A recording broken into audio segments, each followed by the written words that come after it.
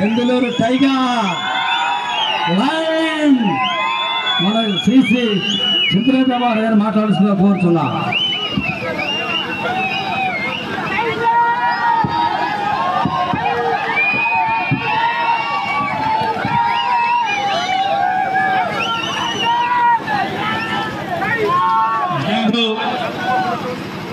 BC కార్యక్రమానికి అధ్యక్షత వహించినటువంటి మిత్రుడు తెలుగుదేశం పార్టీ పెదపాడు మండల అధ్యక్షుడు లావేటి శ్రీనివాసరావు గారికి, వేదిక మీద ఉన్నటువంటి పెద్దలు తెలుగుదేశం పార్టీ సీనియర్ నాయకులు, మాజీ మంత్రివర్యులు మరడాని రంగారావు గారికి, జనసేన నియోజకవర్గ ఇన్ఛార్జి శ్రీమతి ఘంటసాల వెంకటలక్ష్మి గారికి, తెలుగుదేశం నాయకులు తాత సత్యనారాయణ గారికి, పిప్పిలి వెంకటేశ్వరరావు గారికి, ఈ పార్లమెంటరీ పార్టీ కార్యదర్శి శ్రీమతి మోరు శ్రావణి గారికి, జనసేన నాయకులు చంద్రు గారికి, అదేవిధంగా బీసీ నాయకులు శ్రీను గారికి, ఇంకా వేదిక మీద ఉన్నటువంటి జమలయ్య గారికి, టిఎల్ఎస్ఎఫ్ పార్లమెంట్ అధ్యక్షులు మహేష్ యాదవ్ గారికి, నా కుటుంబ సభ్యులకు, జనసేన కుటుంబ సభ్యులకు, ప్రతి ఒక్క నాయకుడికి కార్యకర్తకి నాకు ఆర్తిచ్చి నా వెన్ను తట్టి నన్ను ప్రోత్సహిస్తున్నటువంటి నా అక్కలకు, నా చెల్లెళ్లకు, నా సోదర సోదరీమణులందరికీ కూడా పేరు పేరున హృదయపూర్వకంగా నమస్కారాలు తెలియజేస్తా ఉన్నా. ఈనాడు ఈ బీసీ జేఓ సందర్భంగా నాకు కూడా మీ అందరి యొక్క బీసీలతో కలిసి మీ యొక్క కష్ట సుఖాలు, మీ యొక్క బాగుోగులు, మీ మంచి చెడ్డలు తెలుసుకునేటువంటి అవకాశాన్ని, ఈ యొక్క మహత్తరమైనటువంటి అవకాశం మనిషికి జన్మించిన తర్వాత ప్రతివాడు ఆడెంతటి వాడైనా మట్టిలో కలవక తప్పదు.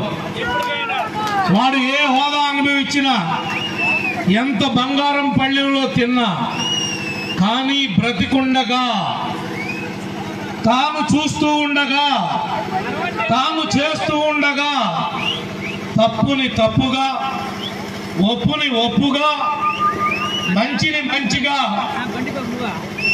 చేసిన వాడు, చేసిన వారే చరిత్రలో మిగిలిపోతారు. కానీ ఈ యొక్క ప్రజాస్వామ్యం అనేటువంటి ఒక ముసుగులో ఈ దేశ ద్రోహైనటువంటి జగన్మోహన్ రెడ్డి 11 కేసుల్లో ముద్దాయి 45,000 కోట్ల ప్రజాధనాన్ని, తండ్రి అధికారాన్ని అడ్డం పెట్టుకుని అడ్డగోలుగా దోసినటువంటి ఒక నేరస్తుడు ఈ రాష్ట్రానికి ఒక ముఖ్యమంత్రిగా వస్తే, నేరగాడంటే నేరం చేసినటువంటి వాడు. ఈనాడు ప్రజల యొక్క బాగోగులు పట్టకుండా ఆనాడు పాదయాత్రలో ముద్దులు పెట్టి జనాన్ని నయవంచనకు గురి చేసి ఏ ఒక్క వాగ్దానాన్ని కూడా ఒక్కటంటే ఒక్కటి కూడా నెరవేర్చలేని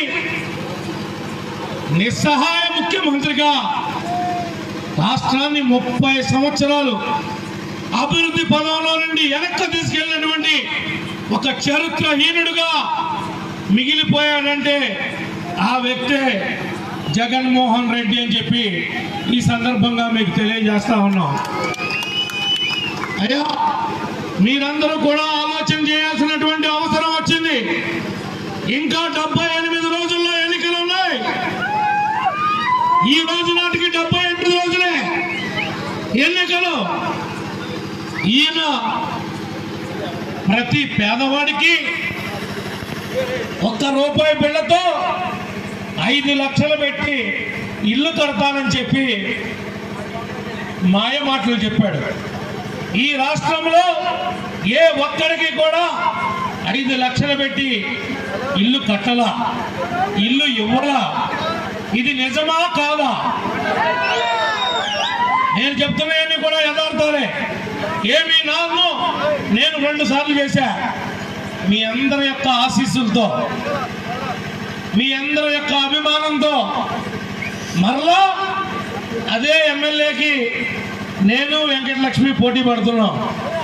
ఆమె జనసేన తరపున, నేను తెలుగుదేశం తరపున.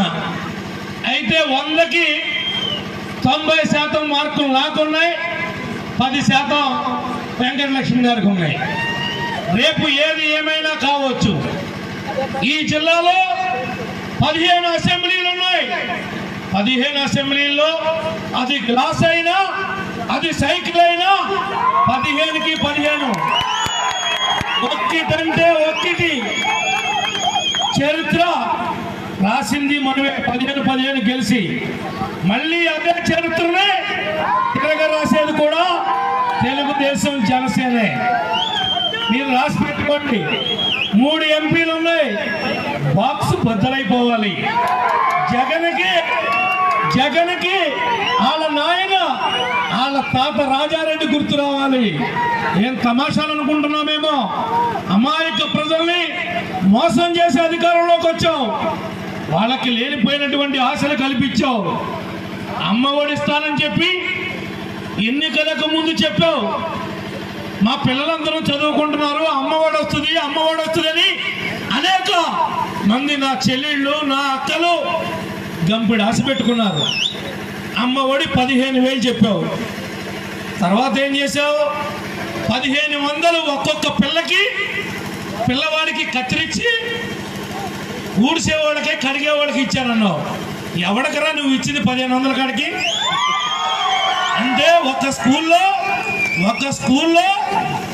100 మంది పిల్లలుంటే 100 మందికి 100 ఖర్చు చేస్తే ఎంత అయింది డబ్బు? 100 1500 ఎంత? 1,50,000. ఎవడికరా నువ్వు జీతం 1,50,000 తుడిచేవాడికి, కడిగేవాడికి ఇచ్చావు? బోగస్ మాటలు కాదా? నువ్వు ఇస్తానన్న 2 పిల్లలకి 3 పిల్లలకు కాదా? ఒక పిల్లోడని ముందు చెప్పావా ఓట్లప్పుడు? నీ దగ్గర దమ్ముందా నేను చెప్పలేదని చెప్పడానికి? మీరు అర్థం చేసుకోండి. ఈ ఒక్క అమ్మఒడే కాదు, ఇప్పుడు వాడేమి చేస్తానని వాగ్దానం చేసి విఫలమయ్యాడో చెబుతా.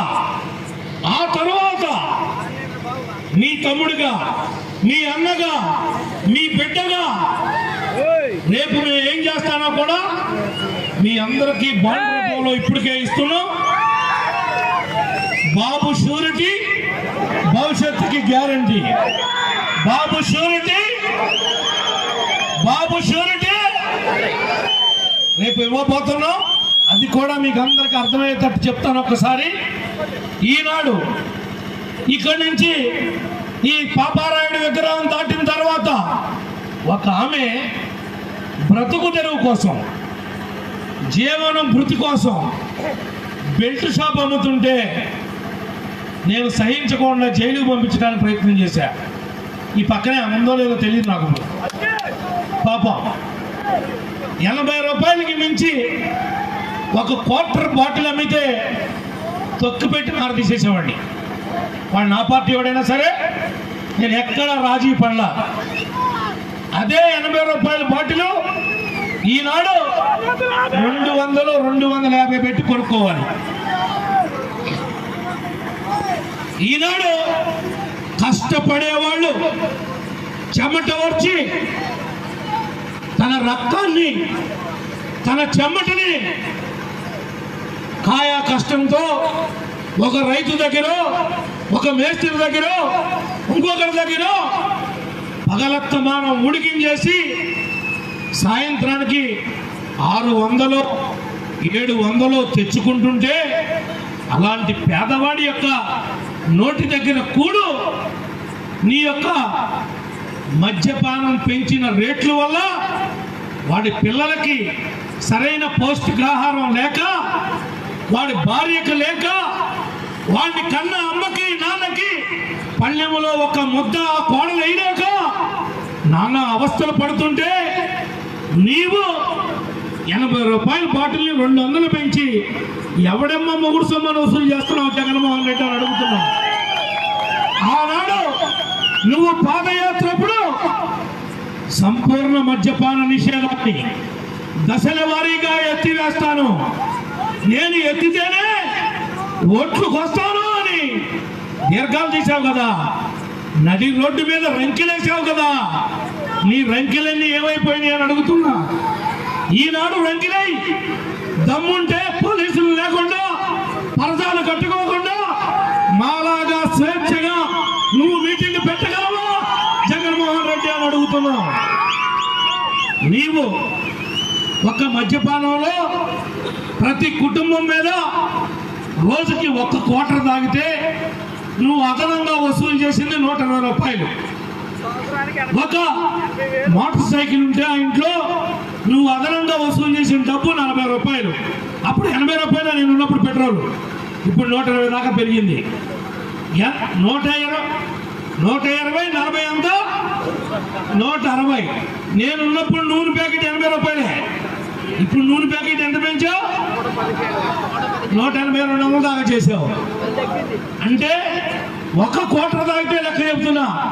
ఆడు 1 క్వార్టర్ సాలకోకుండా 2 క్వార్టర్లు తాగితే వీడు 600 700కో టాపీ పనికో పెయింటింగ్ పనికో లేదంటే గట్లేతనుకో లేదంటే కుప్పు నూర్పుడుకో గడ్డి కట్టుడుకో కోతకో వెళితే వచ్చే డబ్బుల్లో సగం డబ్బు నీ బ్రాండీ షాప్ కాడ కడుతున్నాడా లేదా? నువ్వు మనిషివేనా అని అడుగుతున్నా. నువ్వు ఆనాడు పాదయాత్రలో చేసినటువంటి వాగ్దానాలు ఏమైపోయినాయి జగన్మోహన్ రెడ్డి అని అడుగుతున్నా. ఈనాడు ఎవడో గాలి కొట్టుకున్నాడు, కొట్టుకొచ్చినట్టు గెలిచినందుకు నేనేం బాధపడుతున్నా. జనం యొక్క అమాయకత్వాన్ని వాళ్ళు క్యాష్ చేసుకున్నారు. ఎందుకు గెలిచారో తెలియదు. రేపేం జరగబోతుందో కూడా మీరే చూస్తారు. వినపడుతుందా? 75 ఏళ్ల స్వతంత్రం వచ్చిన తర్వాత చరిత్రలో ఈ నియోజకవర్గంలో ఇన్ని సిమెంట్ రోడ్లు కానీ ఇన్ని డ్రైనేజీలు కానీ నేను మీలాగా ఒక పేద మధ్యతరగతి కుటుంబంలో నుంచి పుట్టి తెలుగుదేశం పార్టీని నమ్ముకోవడం వల్ల, ఈ పార్టీలో సేవ చేయడం వల్ల నేను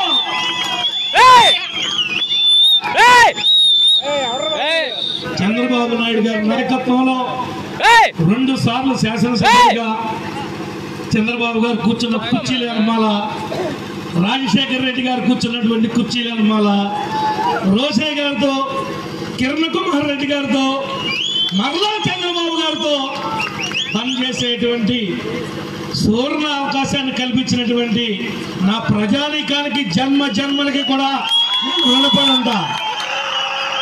ఉంటా.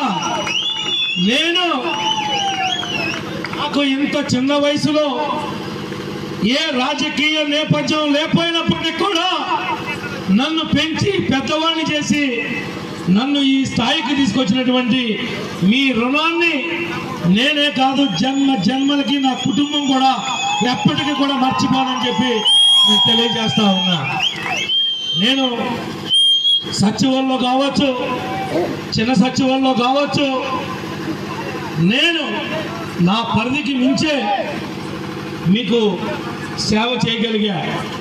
ఒడ్డుగూడానికి నాకు 2009లో 2014లో ఓట్లేలా అయినప్పటికీ కూడా రాళ్లపల్లెవారిగూడెం ఒడ్డుగూడానికి సచివాలకి చెరువులు పెద్ద పెద్ద లారీలు వెళ్ళిపోతున్నాయని 15 టైర్లు లారీలు వస్తున్నాయని సిమెంట్ రోడ్డు ఇస్తే నేను ఎమ్మెల్యేగా ఉన్నప్పుడు ఇచ్చా. ఈ ముండలు చాలా, ఈ ముండలకి ఏం తెలియాలో తెలియదు. ఇక రోడ్డు అయిపోయారు. ఇదే నేను నుంచున్న రోడ్డే, ఈ రోడ్డే పోద్దు అక్కడికి. ఈ రోడ్డుకి నేను శాశ్వతంగా ఉండటం కోసం సిమెంట్ రోడ్డు శాంక్షన్ చేశా. ఇప్పటికి వేయలేకపోయారు. ఏదో వస్తాడు కాంట్రాక్టరు, కాస్తంత కెలుగుతాడు, ఈడ కమిషన్ దాటికి తట్టుకోలేక వెనక్కి వెళ్ళిపోతాడు. ఇప్పటికి చాలా మంది మాట్లాడు. మళ్ళీ మన జనసేన తెలుగుదేశం వస్తేనే ఈ రోడ్డుకి మోక్షం అని చెప్పుకున్నాం. ఈ సందర్భంగా తెలియజేస్తున్నా, కొల్లేరులో 3వ కాంట్రాక్ట్ తీసుకొస్తే సచివాలయం కూడా కలిపి ఎవరైతే భూమి లేనటువంటి పేదవారు ఉన్నారో వాళ్ళని కూడా సొసైటీలో చేర్చి మీకు కూడా కొంత భూమిని ఎందుకంటే కొల్లేరు ఒడ్డునున్నారు, మీకు కొల్లేరు తగలకపోవచ్చు. కొల్లేరు సరిహద్దులో ఉన్నటువంటి గ్రామం సత్యవాలు గ్రామం. మీరు తినేటువంటి హక్కుదారులే. గవర్నమెంట్ తలుసుకుంటే తిమ్మిని బొమ్మిని చేస్తుంది, బొమ్మిని తిమ్మిని చేస్తుంది. పేదవారికి సహాయం చేయాలంటే నరవలేని చెయ్య, ఎటు కావాలంటే అటు తిప్పొచ్చు. కానీ ఈ దుర్మార్గపు లాంటి జగన్మోహన్ రెడ్డి లాగా మన ప్రభుత్వం ఎప్పటికీ చేయదు. ఆడిన మాట తప్పదు, ఎప్పటికీ ఇచ్చిన మాట పోరాటం చేసి సాధించడానికి ప్రయత్నం చేస్తుంది. 200 ఉండేటువంటి పెన్షన్ని దమ్మున 2000 చేశాడు చంద్రబాబు గారు. 2000 చేశాడు చంద్రబాబు గారు. అవునా కాదా? 2000 చేయలేదా? వికలాంగులందరికీ సర్టిఫికేట్లు ఇచ్చి పెన్షన్ ఇచ్చింది చంద్రబాబు గారు కాదా? వికలాంగులకి మోటార్ సైకిళ్ళు ఇచ్చి వాళ్ళ రోడ్డు మీద తిప్పి వాళ్ళ బతికేటట్టు చేసింది చంద్రబాబు గారు కాదా? జగన్ వచ్చాక ఒక బండి ఇచ్చాడా? పెన్షన్ వికలాంగులకి 5000 ఇస్తానని ఎంతమందికి ఇస్తున్నాడు? గుండె మీద చేసుకుని చెప్పాలి ఎంతమందికి ఇస్తున్నాడు అని అడుగుతున్నా. ఈ దుర్మార్గుడి యొక్క రెక్టిఫైడ్ స్పిరిట్ వల్ల వాటర్ బాటిల్ తయారు చేయాలంటే 30 రూపాయలు దాని ఖర్చు, 2 రూపాయలు ట్రాన్స్పోర్టు, ప్రభుత్వ లాభం 30 రూపాయలు, షాపోడి లాభం బాటిల్కి 10 రూపాయలు, 80, 90 మహా పెరిగితే 100. ఏంట్రా ఈ దోచేసి ఏం చేసుకుంటావు? ఈ డబ్బు ఏం చేసుకుంటావు? చస్తే నువ్వు కూడా మాలాగా మట్లో అదే కలుస్తావు కదా. ఇన్ని 100,000 కోట్లు ఈ యొక్క ప్రజల యొక్క రక్తం చెమ్మ నీకు అవసరమా? జగన్మోహన్ రెడ్డి అని అడుగుతున్నా నేను. ప్రజల పక్షపాతిగా ప్రజల తరపున ఈ సభ ద్వారా జేఓబీసీ ద్వారా నిన్ను ప్రశ్నిస్తా ఉన్నా. ఏం చేసుకుంటావు ఈ డబ్బు? అప్పటికే నీ తండ్రి అధికారాన్ని అడ్డం పెట్టుకుని 45,000 కోట్లు దోపిడీ చేసినటువంటి నువ్వు ఒక గజ దొంగవి.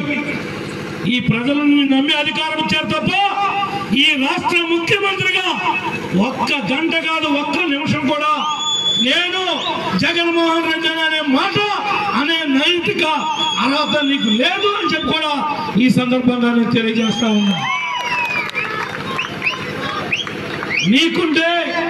నీకుంటే దోపిడీ కేసులు ఉన్నాయి, కొట్టేసిన కేసులు ఉన్నాయి, నువ్వు చేసిన మీ బాబాయిని చంపినటువంటి కేసులు ఉన్నాయి. నీ సొంత బాబాయినే, నీ చెల్లని, నీ కుటుంబాన్ని కనీసం కనికరం లేకోకుండా గొడ్డల పోటుతో చంపినటువంటి చరిత్ర నీ బాబుది, నీ తాతది, నీది. మీది ఒక రక్త చరిత్ర. మీకు మాకు నక్కకి నాగలోకానికి కూడా తేడా ఉంది. మరలా చెప్తున్నా, నా మీద ఉన్న కేసులు నువ్వు రెచ్చగొట్టి కొంతమంది చేత ప్రలోభాలకు పోయి ఎస్సీ ఎస్టీ అట్రాసిటీ యాక్ట్నే అవహేళన చేసినటువంటి ముఖ్యమంత్రి నువ్వు. నీకు మాకు సంబంధం ఎంత తేడా ఉందో ఒక్కసారి ఈ రాష్ట్ర ప్రజానికాన్ని ఆలోచన చేయమని అడుగుతా ఉన్నా.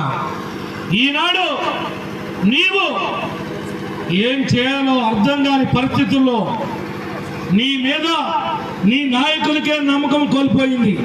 నువ్వు ఈ రాష్ట్రంలో ఒక కుడితిలో పడ్డ ఎలిక. కుడితిలో ఎలికంటే మీకు ఎవరికి తెలియదు. ఎందుకనంటే మీరందరూ మిక్చర్ కట్లు వాడుతున్నారు. అది కుడికి ఎట్లా అవుతుందంటే పాత రోజుల్లో తౌడు నీళ్ళల్లో వేసి మన ఇంటిపై మిగిలిపోయినటువంటి అన్నం సాంబార్ అన్నీ కుర్తుట్లో పోసేవాడు. పొరపాటున ఎలుకో చుంచో ఆ తొట్లో ఉండేది, ప్రతి ఇంటికాడ తొట్టి. ఆ తొట్లో పడితే సగం పొడి తౌడు, సగం తడి తౌడు, ఈ రెండింటితో ఇది పలగట్టుతో ఉంటే మొత్తం అంటుకుపోయి ఇది పొరుగు ఎక్కువైపోయి ఆ కొడుకులో ముని చచ్చిపోయేది. అలాంటి అగమ్య కోరుమైనటువంటి పరిస్థితుల్లో ఈ రాష్ట్రంలో వైఎస్ఆర్ పార్టీ జగన్మోహన్ రెడ్డి నాయకులు రేపు పోటీ చేయబోయేటువంటి ఎమ్మెల్యేలు ఎంపీలు కొట్లాడుతున్నారని చెప్పి కూడా ఈ సందర్భంగా మీకు తెలియజేస్తా ఉన్నా. వీళ్ళు కుడితిలో పడ్డ ఎలికల్లాగా మారారు. ఏ ఒక్కడు కూడా శాసనసభకు కానీ పార్లమెంటు కానీ అడుగుపెట్టే నైతిక అర్హత ఆ పార్టీకి లేదు. ఈ రాష్ట్రంలో ఒక తెలుగుదేశం జనసేన పార్టీకి రేపు రాబోయే రోజుల్లో ఆ అర్హత ఉందని చెప్పి కూడా ఈ సందర్భంగా మీకు తెలియజేస్తా ఉన్నా. ఈనాడు 56 మంది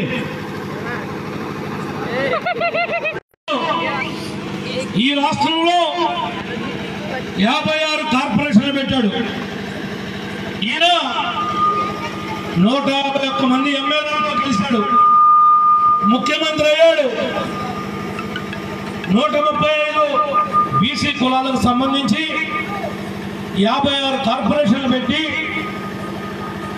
కుల వృత్తులను ప్రోత్సహిస్తా.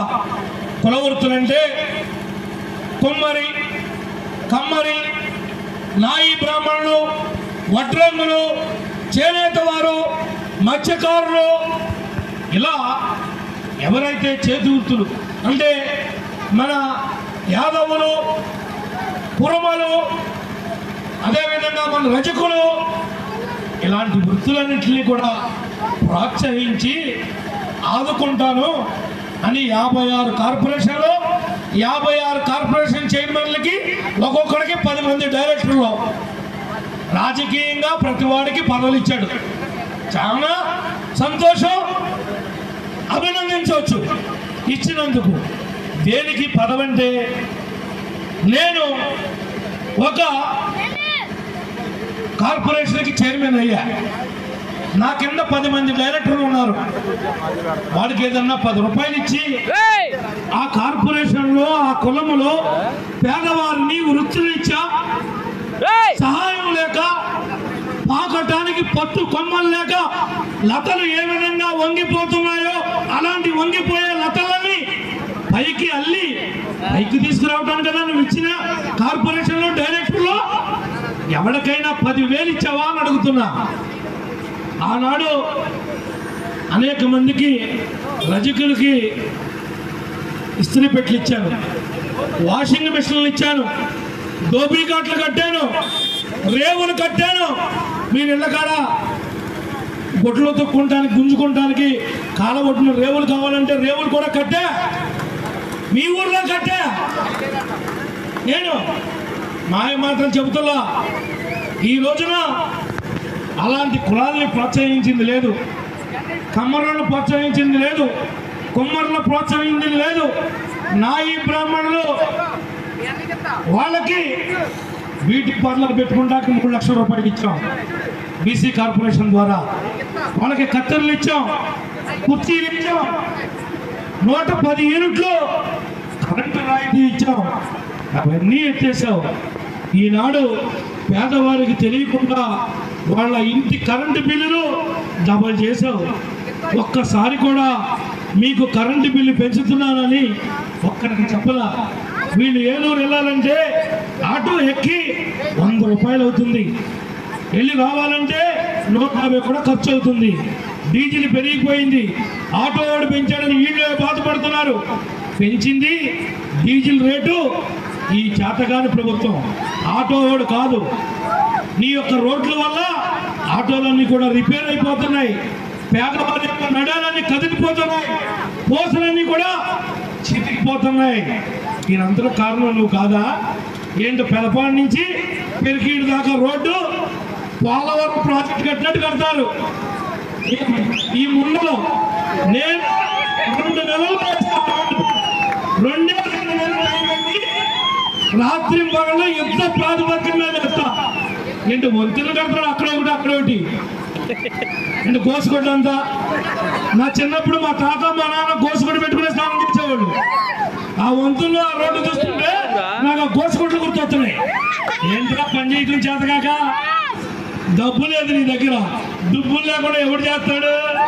దుబ్బులే లేవు, ఎలా చేయగలుగుతారని అడుగుతున్నా నేను. ఈనాడు మీరు గుర్తుపెట్టుకోండి, ఏదైతే వీళ్ళు పొయ్యి లేకుండా వదిలేసినటువంటి రోడ్డు ఉందో 2 నెలల్లో మీకు గెలిచిన తర్వాత తెలుగుదేశం జనసేన మీకు గిఫ్ట్గా ఇస్తామని చెప్పి కూడా ఈ సందర్భంగా తెలియజేస్తా ఉన్నా. ప్రతి ఆడకూతురు ఇంకా సర్వీసులు పెంచుతా, ఏ ఆడకూతురు కూడా బస్సు ఎక్కితే మరి ప్రభుత్వం 78 రోజులు దాటిన తర్వాత మీరెవ్వరూ కూడా టికెట్ కొనుక్కునే పని లేదు. ఆడకూతుర్లు ఎవరు ఉచితంగా బస్సు ప్రయాణం, ఒక్క టికెటే కాదు. 18 ఏళ్ళు నిండి ఈ వయసు వాళ్ళు ఇంకా రాలా. ఆమెకు నిండింది 18. ఇలాంటి పిల్లలు ఇంకా మీకు తర్వాత వస్తున్నాయి.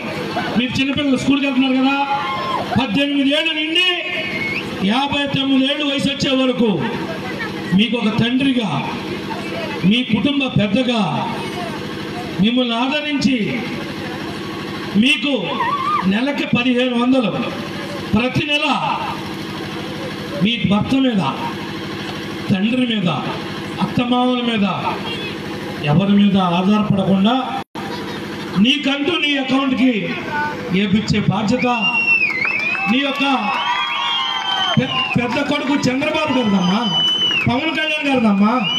ప్రతి నెల 1500 మన మామకో తాతకో పెన్షన్ ఏ విధంగా వస్తుందో ఆ రకంగా మీకు 1500 ఇచ్చి ఆదుకుంటాం. గ్యాస్ భారం పెరిగిపోయిందని, ఆర్థికంగా మీ కుటుంబం మీద బరువు పడిపోతుందని గ్యాసును కూడా